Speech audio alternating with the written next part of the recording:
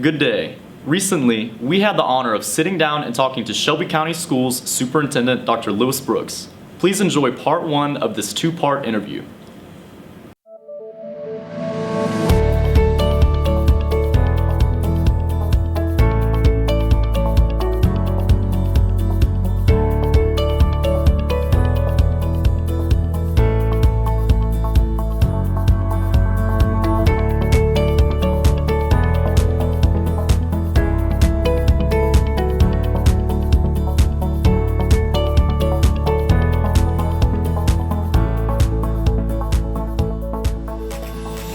Good day.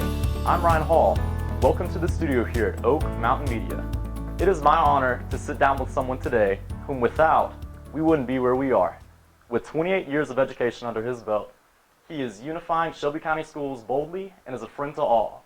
Ladies and gentlemen, how excited I am to welcome Shelby County Superintendent Dr. Lewis Brooks into the studio. Ryan, thank you so much. Hey. Thank you for having me. Thank you for coming. And I appreciate those words, friend to all. That means a lot to me because in many respects that's very important to me. So thank you for sharing that. Yes, absolutely. And it's true. You're very much a friend to all. Yes, absolutely. So how's it going today?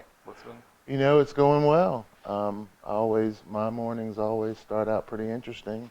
Sometimes as early as 4:30. Oh, 4:30. Yeah, but things are good. We've had a good opening this morning, as we do generally every morning. So I'm excited about the things that will go on in all 31 schools in Shelby County. Yes, sir. Yeah, for sure. Yeah. So you currently oversee possibly the greatest school system in the state. I would say we are the greatest school system in the state. I think and yes, I do oversee that, and I am very honored by that, but I'm also very blessed and fortunate to work with great people, great teachers, leaders out in the schools.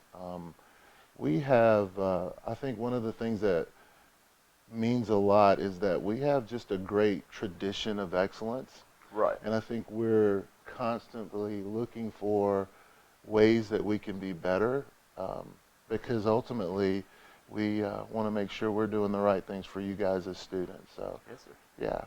Yeah. So I am very honored to work in the greatest school system. Yes, for sure. Sir. Yeah. And speaking of students, can you kind of talk about what you were like as a student in school? Wow, good question. I probably a pretty quiet kid. Really? Yeah. I had a lot of friends, but I think as people have communicated to me now, just sometimes I can be a little bit soft-spoken and right. Quiet, but I would say very observant of things, very passionate about teaching, about learning as a student. Right.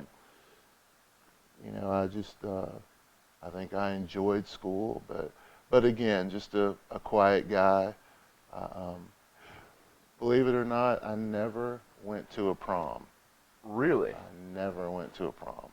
I just, now that may say something. That may say that I couldn't get a date or something like that. I don't know, but I never went to a prom. I just, I think there were things that for me were really important. And I was a basketball player, right. An athlete, and so I spent a lot of time just kind of focusing on that. So yes, sir. Yeah. And that's so amazing. Yeah. And you would actually end up getting a basketball scholarship to Montevallo? I did. I sure did. I was, again, a great opportunity there. Met so many wonderful people there, wonderful professors, friends, teachers and others, people now that I call friends still. So yes, sir. After all this time, just such a meaningful place for me to be. And in many respects, it wasn't my first choice. My first choice right. was to go to Troy, but my best opportunity came at Montevallo. And again, it was the most meaningful place for me. It was perfect. It was where I was supposed to be. Yes, sir. Yeah. And clearly that's still meaningful now. Definitely shaped you into the educator you are today.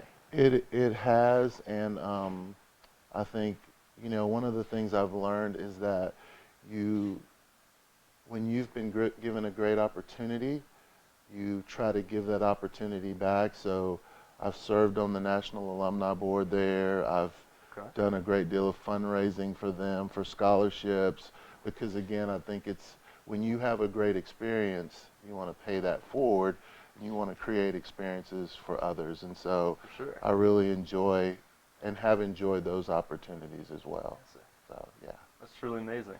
yeah. Well, I was taught a long time ago to be someone who serves, For sure. and I can, speak to my parents, my grandmother. They were all people who taught me that, in many respects, my life is not just about me. Yes, sir. And I've tried to pass that on to my kids, and I try to pass that on to others that I come in contact with. For sure. You know, so yeah. Yes, sir. And kind of talking more about what you do now, what would you say is probably the biggest challenge that you face as superintendent? Probably the greatest challenge that I face is, just analyzing the growth of our county. Right. We're a county that this year I think we've grown by like 300 students. Okay. So there was a time in my career in working in Shelby County where we were growing like 1,000 students per year, but that's kind of tapered off some in years past with the downturn of the economy, but it's starting to come back, and we're Yes. seeing particular areas of Shelby County that are growing, and so with growth comes needs and certainly things that we have to provide for students, and so challenge-wise, I think that is a challenge. I Yes. think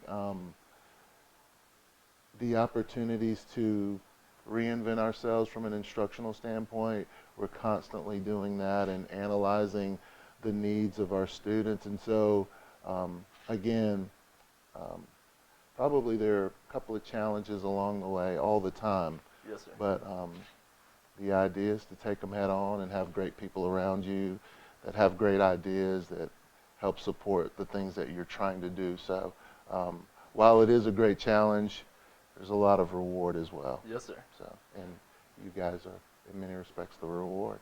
Oh my goodness. You are the reward. And in that challenge, just like you were kind of talking about, keeping the county unified. Yeah. And I understand we have a Together campaign this year. Can you kind of talk about that a little bit? We do. The one thing that I wanted to focus on as the new superintendent is making sure we understood who we are and Right. understanding that all the things that we've ever done, we've done it in a unified collaborative effort. And so, yeah, we fleshed out the term together and used our logo as the O in that lettering. And so it was an idea that I wanted to, and the team, we wanted to make sure that everyone, whether you're a teacher, a student, parent, community member, we wanted everyone to understand that when we do things together, we are going to be the greatest school system, Right. And I think about, so many other entities that are involved. When you think about law enforcement or the sheriff's department or our county commission's involvement, it's a unified effort for us to be not only the best school system, but the best county. And Yes, sir. so we just really wanted to highlight that. So much so that even one of the local parents here in the Oak Mountain community was our keynote speaker. Yeah. Nice. Yeah. So again, we didn't want to go outside and get some nationally known person. We wanted this start to be about us. This Yes, is sir. what we do as a unit. This is who we are. So That is such a profound vision to know that's kind of where we're going as a county. yeah, yeah. Well, it's important because again, sometimes we can depend on outside entities to support what we do, Right. but I feel very confident that we have outstanding leaders that are, that exercise this level of brilliance, if you will, and they bring new ideas. You know, you have that in this building. You have great leaders here in this building. You have great teachers in this building, and so again, we have the brain trust and the resources, I feel like, to continue to be the best school district that we can be. So yeah, it was.